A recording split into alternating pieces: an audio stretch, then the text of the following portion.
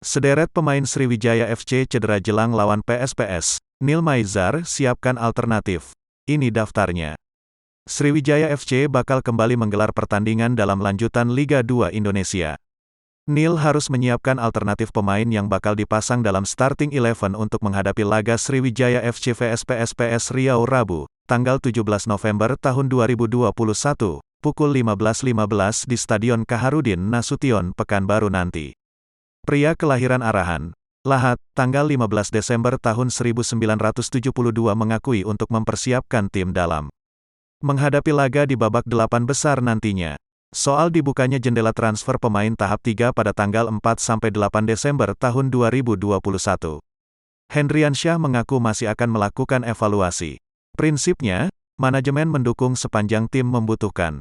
Henry yang mengidolakan Diego Maradona mengaku terkait jendela transfer pemain tahap 3 belum sempat dibahasnya dengan kepala pelatih Sriwijaya FC Neil Maizar. Jangan lupa subscribe, share, komen, dan like ya!